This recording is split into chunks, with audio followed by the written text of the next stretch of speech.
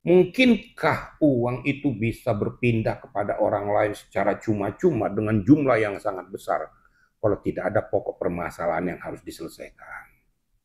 Kenapa diperas? Karena kau punya kelemahan.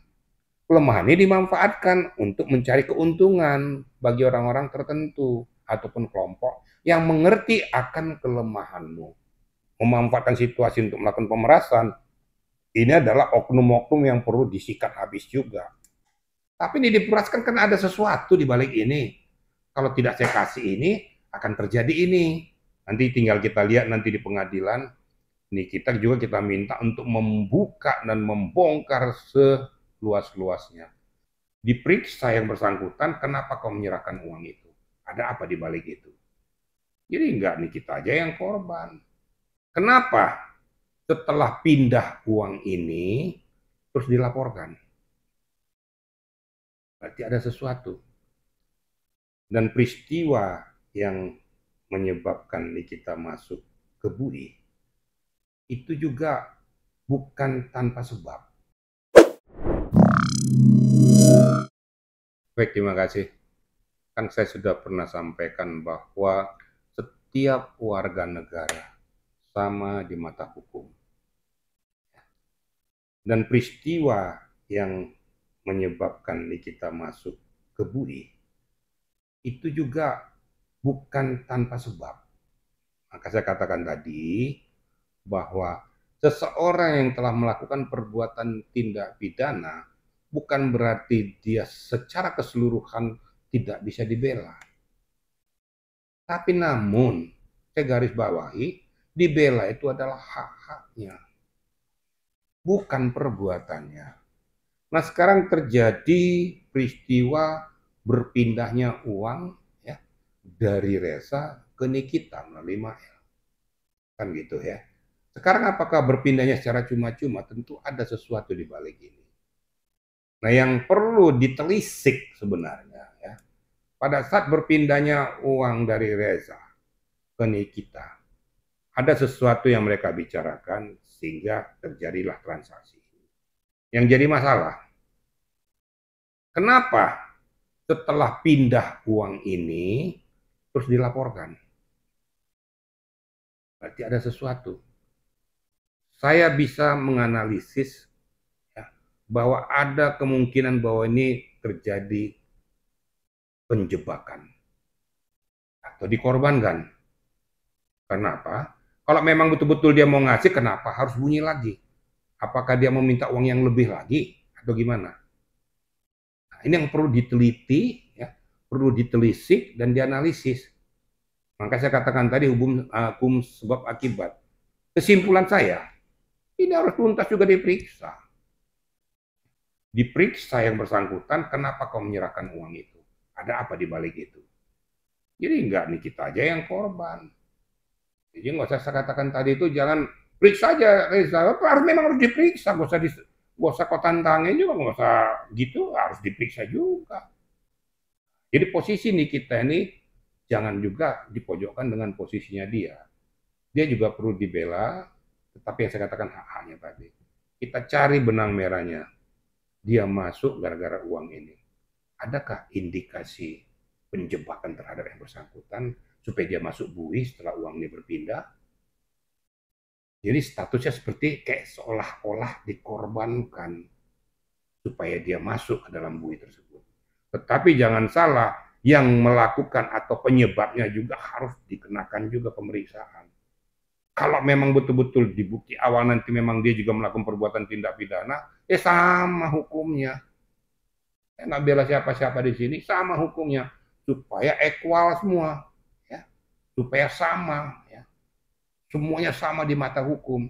Jangan ini aja ada korban, tapi ini juga nggak mau dikorbankan. Kembali lagi kejelian, kepiawaian penyidik untuk menggali informasi ini semua. Nah, sehingga semuanya yang bermuara pada hukum harus betul-betul tegak. Itu kira-kira menurut analisis saya. Nanti tinggal kita lihat nanti di pengadilan, ini kita juga kita minta untuk membuka dan membongkar seluas-luasnya. Sehingga tidak terjadi lagi peristiwa-peristiwa kayak gini. Sehingga orang-orang yang berkaitan dengan ini Apakah itu skincare yang bermain di belakang ini, ada yang sudah masuk, ada yang sedang dicari-cari, semuanya harus dikenakan sanksi supaya betul-betul terjadi penjerahan. Jangan lagi melakukan perbuatan-perbuatan tindak pidana yang merugikan masyarakat. Kira-kira gitu. Berarti ada kemungkinan yang pemberian dana ke kita itu bisa jadi tersangka juga Pak Edin. Loh ya, kan kalau di dalam tindak pidana korupsi kan dua tuh, ya, penyuap dan yang disuap kena. Nah sekarang kena kita kan ke pidana umum yang melakukan memberikan orang pemerasnya dengan yang memberikan uang itu ya kena. Sekarang kita tanya, kenapa kamu diperaskan? Kita tinggal lihat.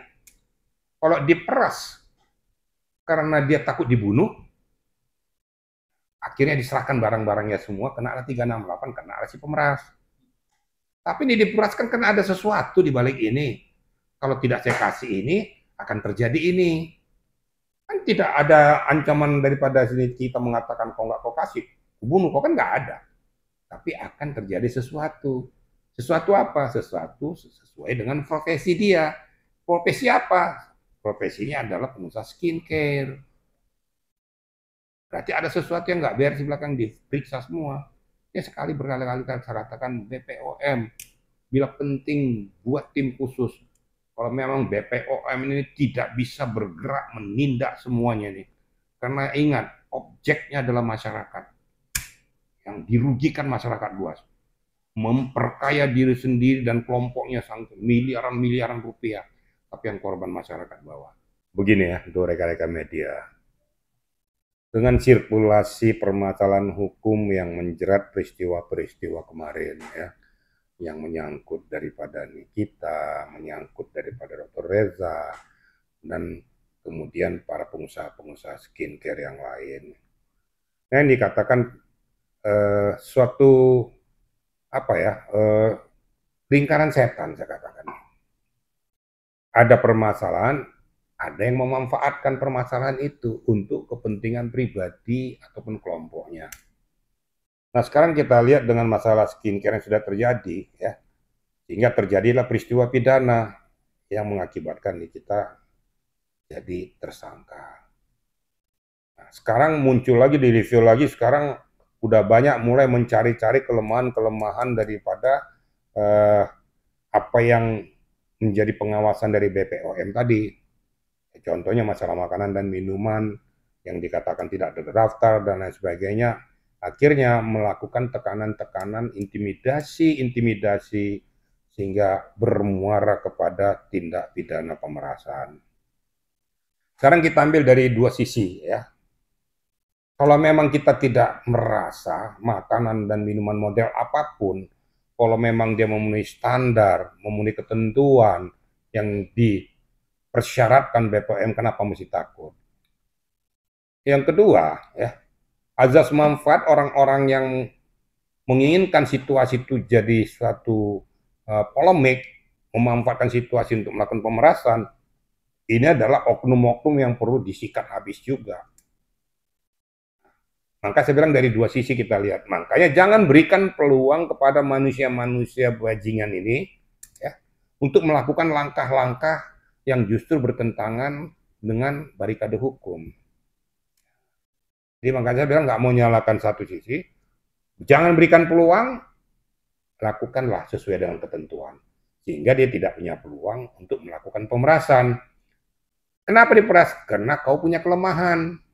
Kelemahan ini dimanfaatkan untuk mencari keuntungan bagi orang-orang tertentu ataupun kelompok yang mengerti akan kelemahanmu.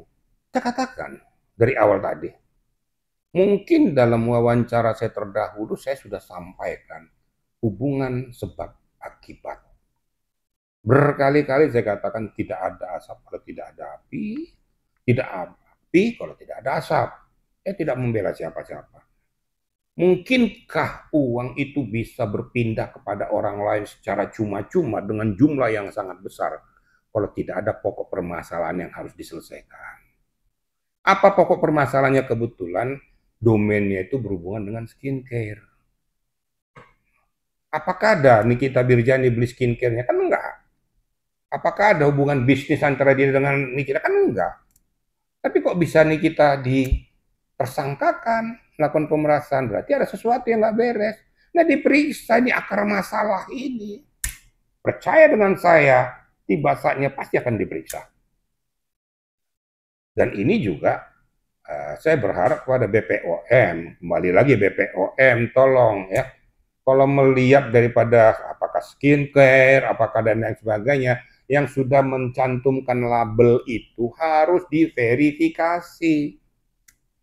Skincare itu diberikan izin edar dengan sertifikat ataupun ada stiker yang di situ, tapi diverifikasi benar. Kenapa? Kelemahan daripada skincare ini adalah karena didaftarkan secara online. Lah kalau secara daftar online kemudian ditempel sendiri, baru meraup keuntungan yang sangat luar biasa.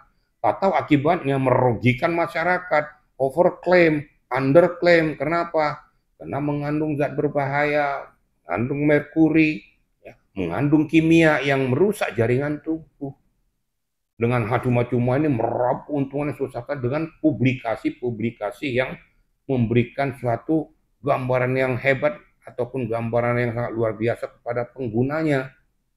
Atau yang terjadi apa? Yaitu tadi, justru merusak tubuh daripada yang bersangkutan. Kembali kepada pokok masalah, harus equal diperiksa. Dan saya yakin akan dilakukan oleh pihak kepolisian. Percayalah, kita percayakan pada para penyidik akan menindaklanjuti permasalahan ini. Kira-kira gitu ya. Okay. Orang yang terjepit jangan kita jepitkan. Kita tahu nih kita Mirjani sekarang dalam keadaan terjepit dengan situasionalnya. Posisi kita ini memberikan pencerahan. Ya. Bukan dia terjepit langsung kita benamkan. Kita juga tidak manusiawi. Berikan penguatan-penguatan hukum juga kepada kita juga supaya dia mengerti, mengetahui, memahami, dan bisa mempersiapkan diri pada saat nanti maju ke meja persidangan. Jangan memang kamu begini, kamu jangan. Itu nggak manusiawi kita. Ya. Jadi kalau Anda bertanya kayak gitu, ya nanti kita lihatlah ya. Saya akan banyak konsultasi dengan adik saya ya. Dengan Tessa Mariska. Mudah-mudahan apa yang bersambut dan apa yang menjadi harapan daripada yang bersangkutan bisa kita salurkan melalui penguatan-penguatan itu. Masalah kunjungan nanti-nantilah saya belum bisa menjawab sekarang ini ya, kira-kira itu ya. Oke, satu dari saya Pak Irjen, harapan mungkin buat masyarakat yang diberikan oleh Pak Irjen, edukasi sedikit supaya tidak terjadi hal-hal yang mereview tapi ujung-ujungnya melakukan tindakan pemerasan. Begini ya, pada kita juga semua ya, apalagi pebisnis ya, pebisnis masalah tentang apakah itu makanan, minuman, ataupun yang lain-lainnya. Supaya kamu jangan jadi objek, lakukanlah tindakan yang benar. Kalau kau punya skincare, lakukan aja sesuai dengan ketentuan BPOM. Kau punya makanan dan minuman, lakukan aja sesuai dengan standar. Dan betul-betul diverifikasi, dan betul-betul sudah di lab. Dan berikan izin edar yang benar, jangan izin edar palsu yang kau tempel. Seketika orang mengerti kau melakukan pengkeliruan, dimanfaatkanlah oleh pemeras-pemeras ini. Orang-orang tidak bertanggung jawab. Kamu pilih mana, kamu kasih uang, atau saya publikasikan. Kan banyak yang terjadi sekarang ini. Sekarang gigit-menggigit ini. Yang sialnya yang mengerti tentang orang-orang kesehatan lagi. Saling gigit-menggigit. Seharusnya kita yang mengerti tentang kesehatan memberikan edukasi kesehatan. Saya contohnya sebagai dokter, saya berfungsi sebagai dokter memberikan kesehatan bagaimana supaya jangan terjadi penyakit. Jangan kita dokter tapi memberikan penyakit malah. Ini yang nggak benar. Berarti dia menyalahi profesinya. Kalau menyalahi profesinya, ID juga harus muncul. ID harus memberikan penekanan-penekanan terhadap orang-orang yang mengerti kesehatan ini. Kira-kira gitu ya.